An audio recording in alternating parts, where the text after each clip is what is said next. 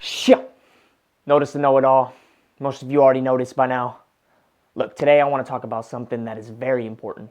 Very important to me right now, and I hope it's important to you, and I know it's important to people that are already successful. And that is enjoying the process. That is seeing every situation, every scenario in life as an opportunity to grow. Every time you see me now, most likely I will be happy. I will be enjoying myself. Why? Because in that moment, I know there's something I can extract from it. So why would I put my head down when I might miss the scenery? You know? Doesn't make sense. Doesn't make sense to me. So that being said, I'm always looking for the positive upside in every situation that I'm in from now on. I used to think like, oh, I could be doing something better, but those were excuses to escape the present moment. Those were excuses to escape my self-development. Those were excuses to not give my full potential.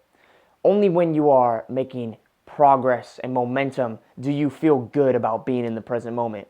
If you're moving backwards, obviously you want to go watch TV, watch Netflix, forget about life, take bars, do whatever, you know. All that stuff is just a placeholder to excuse yourself from growing and bettering yourself and becoming your best version. The other point that I wanted to make was this, okay? Being in a flow state isn't just something that you do for the moment. You do here, you do there. It's a thing that you need to do every single day, every second of the day, because how you do one thing is how you do everything. So I'm talking about like every single aspect of your day and your life is creating a habit. And the only way to actually create momentum and get better and learn is by taking action daily. Make mistakes over and over. Fail from one failure to the next without any loss of enthusiasm. That's how you'll reach success. Do that. Take action. See everything as a lesson and go quickly, because you never know how much time you have in life. Like, you'll always see me extremely inspired and extremely outgoing for the rest of my life. Why? Because I'm like, whoever's around me absorbing my energy, their time is limited, my time is limited. I show appreciation by showing inspiration, by showing enthusiasm, by showing gratitude and appreciation for just them around me. It's like, well, yeah, I show appreciation by show appreciation. Stupid, I just said that. But the point is, you have no idea how short your time is, how limited it is. But if you can realize how beautiful it is, then you can express yourself fully 100% of the time and make that a habit. Like, I see sometimes like people, like famous people, they'll be on Snapchat, DJ Khaled, anybody, and then they put the Snapchat on somebody like in the moment, you know, and that person's like not ready for the Snapchat, and then they'll be all like shy and like withdrawn because they weren't ready. But life is always happening now. How are you not ready?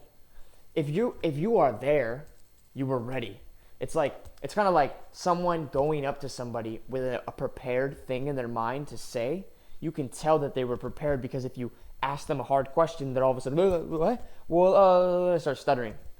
Today, I saw this guy walking up to introduce himself, and he was actually going to pitch me on a sale because I was at some dance class for a free class. I know he was coming over to pitch me on the paid class. And I saw him coming over, and I know he has his whole pitch in his mind, so I interrupted his frame by walking up and introducing myself first. So instead of waiting for him to, hey, my name is, and then go into his spiel, I walked up like, boom, hi, Daniel. And he's like, hi, what's your name? And just threw them all off, you know? Boom, I take the frame, boom. And then also today, I realized another mistake I made in the frame category, which was I let somebody own their frame. However, usually, I do have some lenience when I'm like in somebody's house. When I was at the dance lessons, I owned the frame 100% because I felt kind of powerful being in the buyer position, because when they're trying to sell me stuff, they're trying to qualify to me. They're trying, I'm not in there like, oh yeah, like I'm a really good dancer. Please let me pay you. It's not like that, That's why they give you those pamphlets and those papers that make you say what you are into, why you do this, why are you interested? How did you find us? Because they're trying to get you to qualify to them, and they're trying to flip the buyer-seller dynamic. However, I see through that shit. I take the frame, completely control it, every situation. Boom, boom, boom, boom, boom. Give its teacher a hug. Thank you. It was really nice. By the way, I like your name. You lived up to it. Her name was Charisma. I was like, by the way, you lived up to your name. Haha. The alpha dude that I interrupted the frame of goes, no, don't give her any compliments to her ego. She's already cocky enough. Then I give him a pat on the shoulder. Oh, it's all right, man. She can use a little bit more. Boom, take the frame back, okay? But the other one that I think was kind of a mistake today was somebody went to give me a handshake when it would have been appropriate for a hug in that situation, and I went into their frame with the handshake. When I should have handshook,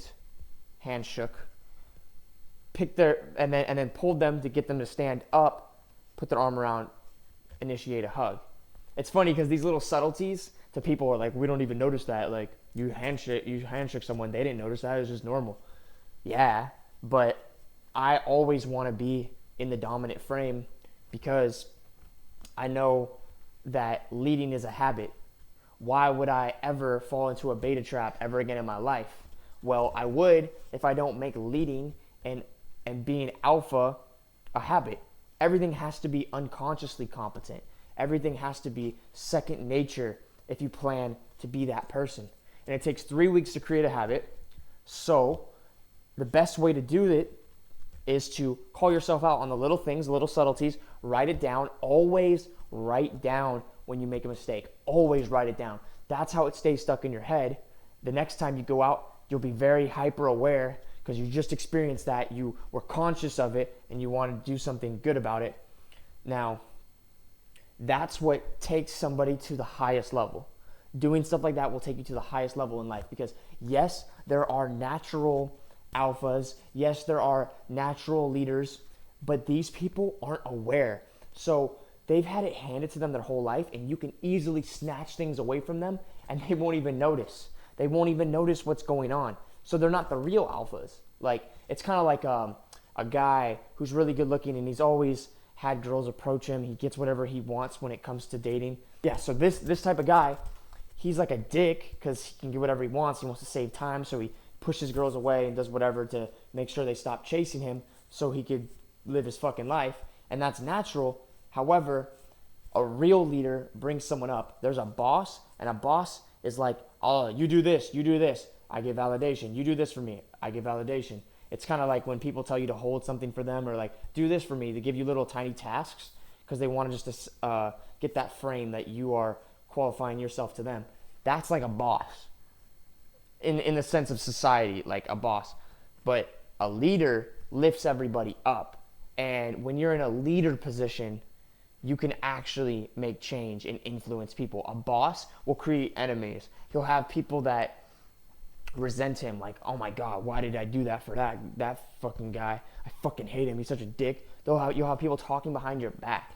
A leader is respected. A leader is admired, even by people who don't agree with them. So just keep that in mind. Becoming a real leader, becoming a real alpha is something, it's a conscious thing. You have to build, you have to grow. Everything in life that involves greatness isn't by accident. You have to take steps towards it. There's never anything that happened by accident. Kobe Bryant loved basketball. However, whenever his team went on break, he would still play basketball. Doesn't matter. Summer, whatever. I don't care what the holiday was. This dude was still playing basketball. That's a conscious effort. He had to say, no, I'm sorry, I can't do that. No, I'm sorry, I can't hang out. No, I'm sorry, I'm working. I'm putting in my reps. I'm going to 10,000 hours. 10,000 hours to mastery. That's where I'm headed, So realize that. It's a conscious effort. Stay in the flow state and be aware of your mistakes. Call yourself out on the little subtleties. Even if, in that situation, I was in their house, I could be in their frame, whatever, being polite. Look, nobody likes somebody who's polite. A people pleaser gets nothing. You can be more polite by actually bringing in some polarization, being kind of rude with a smirk on your face. That's how you get people to actually admire you. And it's not that you want that, it's just that you're letting them know you don't care, I like when people post on Facebook, I don't give a fuck. Well, then why did you post it? The power is in the insinuation. So the best way to say you don't give a fuck is by completely expressing yourself freely, expressing your emotions freely. If you express your emotions freely, then you're vulnerable, and people have to respect that, even if they don't fuck with what you're doing and they think you're weird and awkward. I saw this one video. This guy was talking to this girl, and then she said something about something. I don't know why, but he pulled down his pants, and he's like, yeah, look. And then she was like, oh, what the fuck you doing? What are you doing? What do you think you're doing? Pull up your pants now. Or you can pull up your pants now. Trying to make him feel awkward about him freely expressing himself. Trying to make him go into his frame or her frame. And he just laughed, turned around. Hey, nice to meet you. Met the other girl. Because fuck that. Never, if someone tries to put you in a demeaning frame and it's not in a friendly, fun, push, playful way, fuck them. And then, of course, as soon as he turns around and talks to the other girl starts chasing, fucking grabbing his arm. Oh, I was just kidding, blah, blah, blah. Because she realizes she actually doesn't give a fuck, doesn't care, and doesn't need her. Therefore, her loss, she realized it, and now I'm going off on a tangent. I'll do anything to make sure what I set out to do gets done. Notice the know-it-all. It's just my frame of mind. Peace out. Yeah. Notice the know-it-all here. It's pretty cold in my room right now. I'm wearing 2 jackets. Just had a realization. I just wanted to throw it up on video real quick. Probably only gonna take me 5 minutes or less. And it's pretty much this.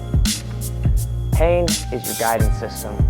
Without reference experiences, without mistakes, without trial and error, without adversity, without struggle, you would never grow.